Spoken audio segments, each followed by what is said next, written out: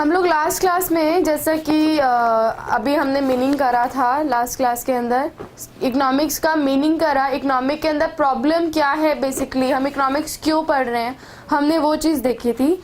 आज हम उसी के आगे स्टैटिस्टिक्स का मीनिंग पढ़ेंगे और स्टैटिस्टिक्स के अंदर जो सिग्निफिकेंस है, जो क्वालिटी है उसकी, इकोनॉमिक्स के अंदर जो यूज़ कर रहे हैं हम स्टैट्स को, तो क्यों यूज़ कर रहे हैं, बेसिकली आज का जो टॉपिक है वो इसी के ऊपर है सारा। तो आज स्टार्ट करते हैं। सबसे पहले मीनिंग ऑफ स्टैटिस्टिक्स देखते हैं। हाँ जी, तो सबसे पहले मीन देखते हैं। स्टैटिस्टिक्स में मीन क्या होता है?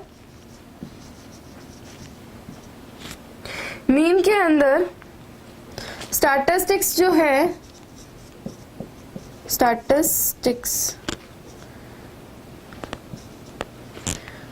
मीन्स क्वांटिटेटिव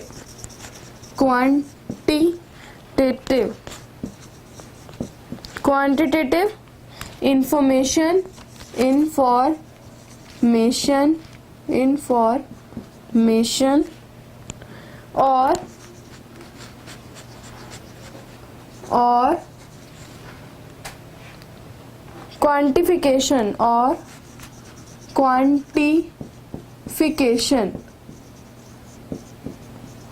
और quantification of facts and findings. यहीं पर लिख देती हूँ, एंड फाइंडिंग्स। पहले इस लाइन का मीनिंग बताती हूँ आपको। स्टैटिस्टिक्स में बेसिकली ये जो है वो क्वांटिटेटिव इंफॉर्मेशन को देता है। क्वांटिटेटिव इंफॉर्मेशन का मतलब होता है कि जो भी आपके पास इंफॉर्मेशन है वो किसी डेटा के अंदर कलेक्ट होना चाहिए। डेटा मीन्स है यहाँ पर कि कुछ स्पेसिफिक नंबर्स या फिर स्पेसिफिक कोई थिंग हो जिसके ऊपर आप काम कर रहे हैं, मीन्स कुछ ऐसा जो उसको डिस्क्राइब कर रहा हो। ऐसा ना हो कि मैं सीधा कोई भी नंबर ले लूँ और बोलूँ हाँ वो स्टैट्स है, तो ऐसा भी नहीं है। इसके अंदर बेसिकली कुछ ना कुछ क्वांटिटी होनी चाहिए। क्वांटिटी का मतलब यहाँ पर यही है कि वो डेटा फॉर्म में हो। और क्वांटिफिकेशन ऑफ फैक्ट्स, और इस तरीके से वो क्वांटिटेटिव होना चाहिए जिससे कि आप उसको क्वांटिफाई कर सके, उसके फैक्ट्स को और उसके फाइंडिंग्स को। मतलब एक चीज देखते के साथ ही आपको उसका आगे पीछे का सारा समझ में आना चाहिए, ये वो डेटा बताएगा। ओके, इसका मैं एग्जाम्पल भी लूंगी बाद में, लेकिन पहले हम अभी आगे देखते हैं कि आगे क्या है। इसी के अंदर देखना, there must be a system, method और technique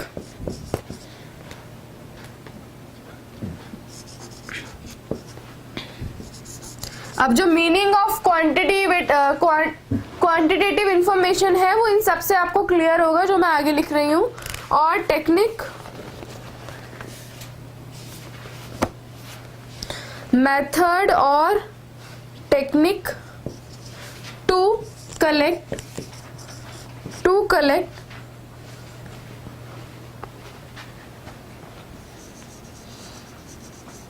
quantitative information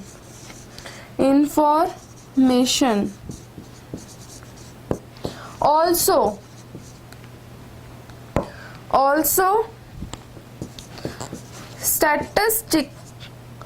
statistical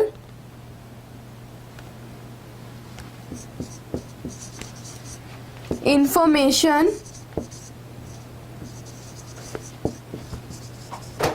needs to be classified।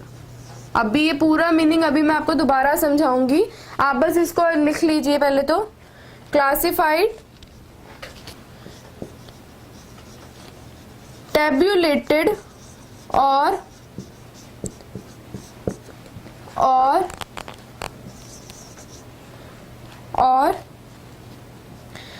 it needs to be systematically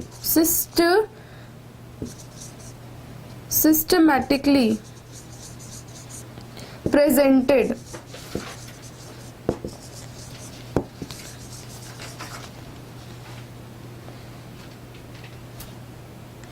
One must learn the system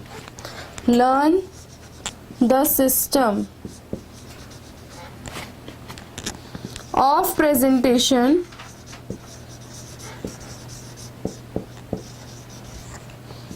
and classification of data. आप देखिए इस मीनिंग को। सबसे पहले तो स्टैटिस्टिक्स जो है वो बेसिकली क्वांटिटेटिव इंफॉर्मेशन को दिखाता है। यहाँ पर क्वांटिटेटिव का जो मीनिंग है वो डेटा होता है, डेटा जो कि एक सिस्टमेटिक वे में हो, उसका कुछ मेथड हो, कुछ टेक्निक्स हो, वो भी हमें आगे मीनिंग देखते हैं इसका, जिसके अंदर हम उसके फैक्ट्स को और फाइंडिंग्स को क्लियरली देख सकें। ये था स्टैटिस्टिक्स मीन। नेक्स्ट है there must be a system. सबसे पहले उसने कहा है कि अगर आपको स्टैटिस्टिक्स जो है बेसिकली जो डेटा कलेक्ट करने हैं उसके अंदर एक सिस्टम होना चाहिए, एक मेथड हो, प्रॉपरली टेक्निक्स यूज होंगी, कलेक्ट करेंगे क्वांटिटेटिव इंफॉर्मेशन को। Also statistical information needs to be classified. Classified means आपको क्लासेस वाइज उसको बांटना है। ए क्लास ए होगी, बी क्लास बी होगी, सी क्लास सी होगी। इस तरीके से टेबुलेटेड फॉर्म में हो सकता है कि आपको उसके टेबल फॉर्म में बना दो, पाई चार्ट फॉर्म में बना दो, मतलब कुछ भी हो, एक प्रेजेंटेबल चीज होनी चाहिए कि देखते के साथ ही पूरा समझ में आ जाए। It needs to be a systematically, system में होना चाहिए प्रेजेंट करने के लिए। और सिस्टम ऑफ प्रेजेंटेशन और क्लासिफिकेशन ये जरूर आना चाहिए हमें। अब मैं इसका सिंपल सा एक मीनिंग बताती हूँ कि स्टैटिस्टिक्स में ये कहता है कि आपको एक तो मेथड्स आने चाहिए, उसका सिस्टम पता होना चाहिए, उसकी टेक्निक्स पता होनी चाहिए, मेथड्स जो हैं जो आप यूज कर रहे हैं वो आपको पता होना चाहिए, और वो इस तरीके से होना चाहिए कि जो भी आपके फैक्ट्स हैं वो क्लियर हो जाए। और जैसे वो फैक्ट्स क्लियर हो जाएंगे तो आप क्या क्या कर सकते हैं फैक्ट्स क्लियर करने के लिए। बेसिकली हम उसको टेबल फॉर्म में ड्रॉ कर सकते हैं, डेटा को पाई चार्ट फॉर्म में ड्रॉ कर सकते हैं, एक ग्राफिकल में शो कर सकते हैं। तो इस तरीके से स्टैट्स के अंदर वेरियस फॉर्म्स होती हैं प्रेजेंट करने के लिए। यहाँ पर वो प्रेजेंटेशन जो लिखा है वो यही है।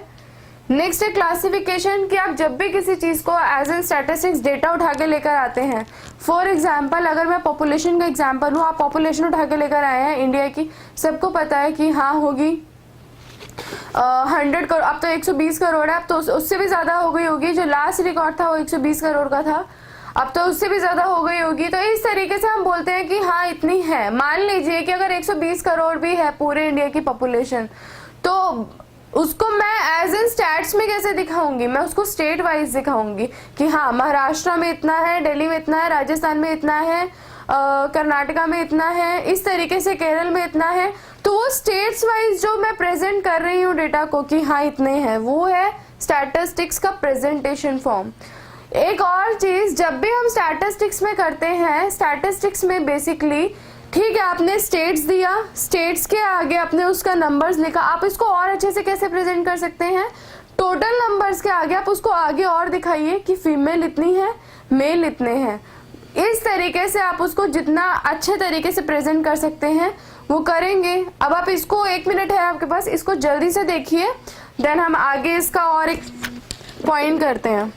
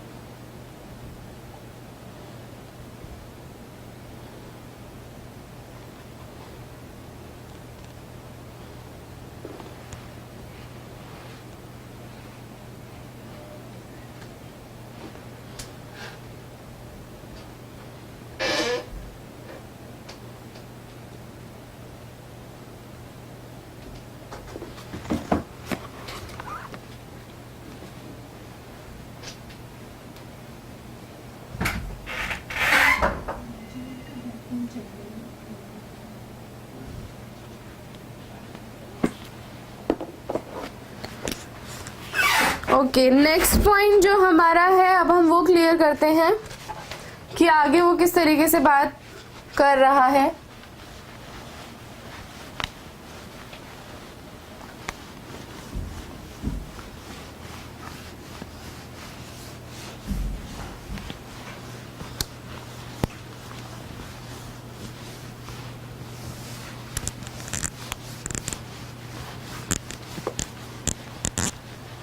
अभी जो हमने करा था वो था स्टैटिस्टिक्स एज एन मीनिंग क्या है और उसको हम कैसे करेंगे।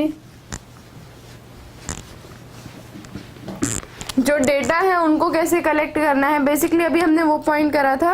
अब हम आगे देखते हैं। आगे जो एक पॉइंट है वो है स्टैटिस्टिक्स। यहाँ पे लिखती हूँ मैं statistics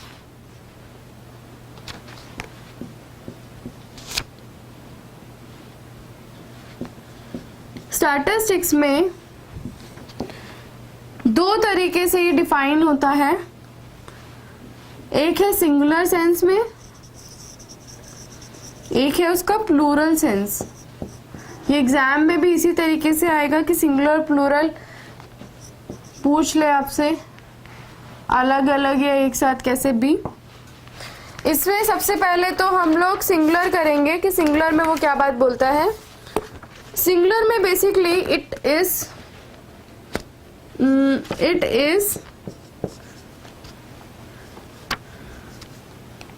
refers to techniques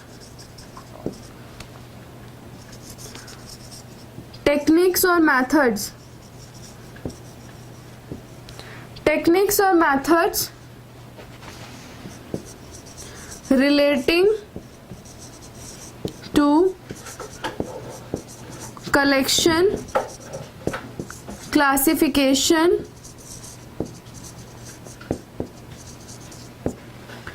presentation,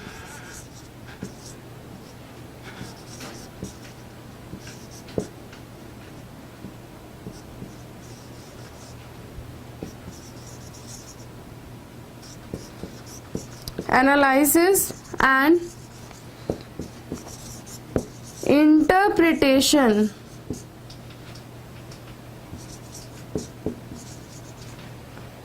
of quantitative data. यहाँ पर भी वो वर्ड उसने क्वांटिटेटिव डेटा यूज करा है। पहले तो मैं इसे लिख दूंगी, उसके बाद ही आपको दोनों एक साथ समझाऊंगी ताकि आप दोनों को डिफरेंस भी देख सकें कि दोनों में किस तरीके से डिफरेंस है। It refers to information in terms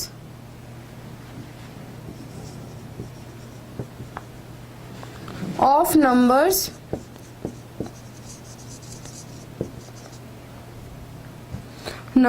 or numerical data such as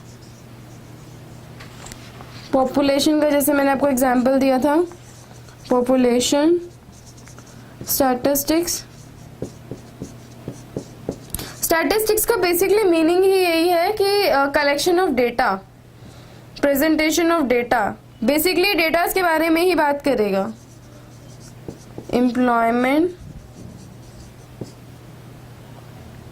employment statistics,